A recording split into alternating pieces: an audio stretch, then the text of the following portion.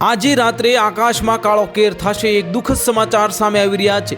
જાહેર જનતામાં અને ખાસ કરીને રાજ્યના યુવાનો અને વિદ્યાર્થીઓમાં વિજ્ઞાન પ્રત્યે રુચિ પેદા થાય તેવા ઉદ્દેશ્યથી ગુજરાતના તત્કાલીન મુખ્યમંત્રી અને ભારતના પ્રવર્તમાન વડાપ્રધાન નરેન્દ્ર મોદીએ રાજ્યમાં અલાયદા વિજ્ઞાન અને ટેકનોલોજી વિભાગની શરૂઆત કરાવી હતી।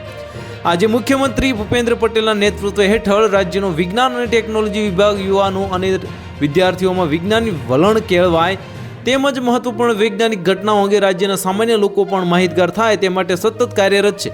આવી જ એક મહત્વપૂર્ણ અને દુર્લભ ખગોળીય ઘટના આગામી 24 અને 25 જાન્યુઆરી 2025ના રોજ ગુજરાતના રાત્રિ આકાશમાં સર્જાશે, જ્યારે સૂર્યની આસપાસ ફરતા 8 ગ્રહોમાંથી 5 ગ્રહો એક જ ક્ષેત્રમાં સંરેખિત થશે, એટલે કે ગ્રહોની પરેડ, જે પ્લેનેટરી પરેડ તરીકે ઓળખાય છે, જે યોજાશે। આ અદ્ભુત ઘટના સાક્ષી બનવા માટે તેમજ આ ખગોળીય ઘટનાને રાજ્યના લોકો સુધી પહોંચાડવા માટે ગુજરાતના વિજ્ઞાન અને ટેકનોલોજી વિભાગ હેઠળ કાર્યરત છે।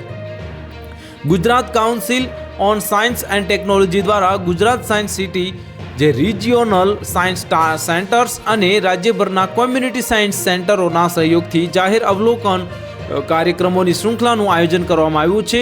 અને ગ્રહોની પરેડ ત્યારે યોજાતી હોય છે જ્યારે અનેકવિધ ગ્રહો આકાશના એક જ ક્ષેત્રમાં સંરેખિત થાય છે, જે પૃથ્વી પરથી દ્રશ્યમાન હોય છે। તો હાલ માટે આટલું જ। મળીશું નવી અપડેટ સાથે। જો તમને અમારા વિડીયો પસંદ આવતા હોય તો વિડીયોને લાઇક કરી દેજો, ચેનલને સબસ્ક્રાઇબ કરી બાજુમાં આવેલા બેલ આઇકનને દબાવી દો, જેથી તમને આવા સમાચારની અપડેટ મળતી રહે।